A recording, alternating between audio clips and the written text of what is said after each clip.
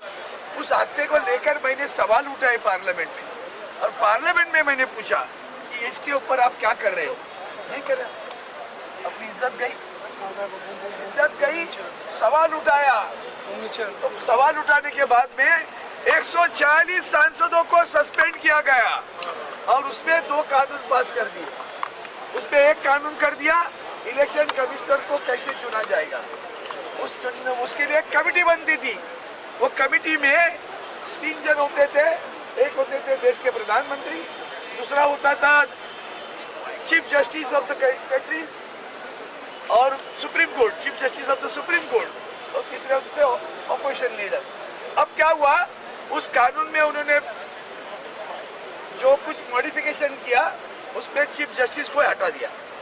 अब क्या हो गया, प्रधानमंत्री, दूसरा कौन होगा, जिसको प्रधानमंत्री नॉमिनेट करेगा वो होगा। तीसरा ऑर्डर ऑपोजिशन ऑर्डर। उसके बाद में क्या हो गया, 2:1। तो न्याय कैसे मिलेगा।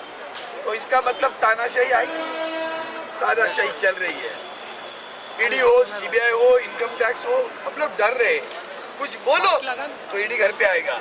5 बरस पहले ईडी मालूम था क्या। इसलिए मैं आपसे इतना ही कहूँगा, ये ना तो कानूनन व्यवस्था को मानते हैं, ना ये भ्रष्टाचार के खिलाफ है। अगर ये भ्रष्टाचार के खिलाफ होते तो देश के प्रधानमंत्री जब इल्जाम लगाते हैं कि 75,000 करोड़ का घोटाला हुआ, आवाज कैसे घोटाला होने के बाद क्या हुआ, सिंचाई घोटाला हुआ, बोला ना प्रधानमंत्री ने। उसके बाद में क्या हुआ, फिर क्या हुआ, फिर कुछ नहीं हुआ। झुमका गिरा रे बरेली के बाजार, अजीत पवार गिरा रे बीजेपी के बाजार में मंत्री बना। तो इस सारी व्यवस्था को देखते समय अब अगर कुछ करना है तो देश की सरकार बदलनी है, देश की सरकार बदलनी होगी। और जो सरकार निकम्मी है वो सरकार बदलनी है, जो सरकार निकम्मी है, जो सरकार निकम्मी है बदलने की तारीख है 20। और इसमें जो अंधेरा छा गया है उसके लिए हमने हाथ में मशाल ली है। आप भी हाथ में मशाल ले लो। और मेरी ईवीएम मशीन का मेरा नंबर 1 है, बटन दबा। ठीक है। अमित शाह का जो बयान है, ऐसा नहीं लगता है कि यहाँ पे जो वही हिंदू मुस्लिम का देखिए उनके पास कोई दूसरा चारा है नहीं। उन्होंने 10 साल राज किया, इसी बात पे राज किया है कि हिंदू मुस्लिम को डिवाइड किया है और हिंदू जज्बात में जोश मार के उन्होंने वोट किया। लेकिन हम चाहते हैं कि हिंदू मुस्लिम साथ में काम करें, क्योंकि कांग्रेस ने कभी ये काम नहीं किया, तो इनको भी ये काम नहीं करना चाहिए। लेकिन मजबूरी उनकी लाचारी है कि जब देख रहे कि गवर्नमेंट जा रही है तो मोदी जी वापस प्राइम मिनिस्टर नहीं बनने वाले, तो ये एक खेल खेला गया है। लेकिन हिंदू बहुत समझता है, वो समझता है कि उकसाने के लिए, जोश दिलाने के लिए या डिवाइड करने के लिए किया जा रहा है, वरना हिंदू मुस्लिम एक ही है। आप भूल जाते हो, ये आपका भूलना है तो पूरी कौम पे जुल्म होता है। इसकी वजह से आप भूल जाते हो। अब इलेक्शन के दिन 20 तारीख को आपको मालूम है कि इलेक्शन का दिन है, लेकिन मुझे मालूम है कि हमारी कौम के काफी लोग घूमने निकल जाएंगे। वो लोग नहीं रहेंगे यहाँ, वो लोग नहीं रहेंगे। आपको इस बात खुशी होना चाहिए कि वो जो ट्रेन में था वो आपका बच्चा नहीं था, आपका शौहर नहीं था, आपकी बीवी नहीं थी। वो जो गोश्त लेके जा रहा था इखलाक, उसको मार दिया तो आपका कोई रिश्तेदार नहीं था, तो इसके लिए आपको अफसोस नहीं है। तो एक शायर ने कहा है, उसके कत्ल पर मैं भी चुप था, मेरा नंबर अब आया है, मेरे कत्ल पर आप भी चुप हो, अगला नंबर आपका है। तो ये आपका बच्चा हो सकता है, आपका शौहर हो सकता है, जिसको ट्रेन में पुलिस वाला मार डालेगा, तब आपको साथ में कोई नहीं आएगा। हम लोग इतनी मीटिंग करते हैं, इतने प्रोग्राम करते हैं, इतना रिक्वेस्ट करते हैं कि आपके वोट का परसेंटेज बढ़ाइए, लेकिन आप लोग बिल्कुल मेहनत नहीं करते। जिम्मेदार लोग हैं। अब एक आदमी सोशल एक्टिविस्ट है, सोशल वर्कर है, नगर सेवक है, आमदार है, खासदार है, वो काम करेगा, बाकी पूरी कौम सोते रहेगी। तो कौम के अंदर सवाल नहीं, क्या आएगा।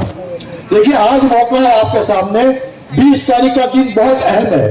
अगर 20 तारीख को यहाँ जो लोग बैठे हैं, जहां तक मेरी आवाज पहुंच रही है, अगर आपने उस दिन काम नहीं किया, अपना वोट नहीं दिया, अपने खानदान का वोट नहीं दिया, अपने पड़ोसी का वोट नहीं दिया, या अपनी गली मोहल्ले के वोट नहीं डलवाए, तो कयामत के दिन आपको इसके लिए जिम्मेदार ठहराना पड़ेगा।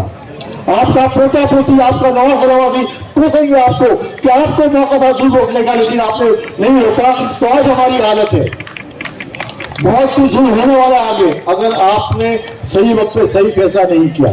देखिए अरविंद सावंत साहब बैठे हैं, 10 साल से हमारी जान पहचान है, लेकिन अलग अलग पार्टी में थे तो बात नहीं करते थे। अब अल्लाह ने मौका दिया है कि हिंदू मुस्लिम की एकता हो रही है। अरविंद सावंत एक सेकुलर आदमी है, ये भले शिवसेना में थे पहले, आज भी शिवसेना में है। इनका निशान मशाल है। किसी ने कहा कि मशाल फेमस नहीं है, अरे मशाल घर घर पहुंच चुकी है। एक भी ऐसा आदमी नहीं है पूरे महाराष्ट्र में जिसको इनका निशान मालूम न हो। अगर निशान मालूम नहीं है तो शर्म की बात है। अगर आपको यह मालूम नहीं कि इनका निशान क्या है तो आपके लिए शर्म की बात है। और अल्लाह ना करे, अल्लाह ना करे, अल्लाह ना करे, अगर इनको इलेक्शन में तकलीफ होती है तो गुनहगार भी आप ही रहेंगे, अगर आपने वोट नहीं दिया तो। क्योंकि यह आदमी ने वादा किया है कि 10 साल मैं एमपी रहा, मिनिस्टर रहा, मैंने आपके इलाके में आपका वोट न मिलने के बाद भी काम किया, आपकी दरगाह की तामीर की, आपकी बिल्डिंग की तामीर की, आपके मदरसे में गया, आपने मुझे वोट नहीं दिया। इस बार मैं पूरी मेहनत करूंगा। तो मैं चाहता हूं कि पूरी कौम इनको वोट दे, ताकि कल सुबह जब जीत का है तो इनको हम कहेंगे कि आपकी विनिंग मार्जिन 1,10,000 थी, अब आपकी विनिंग मार्जिन 3,10,000 होगी। तो 2 लाख वोट हमारे होंगे, वो 2 लाख जो एक्स्ट्रा मिलेंगे वो हमारा वोट होगा। तो आपको हमारी कौम से इंसाफ करना पड़ेगा। शुक्रिया।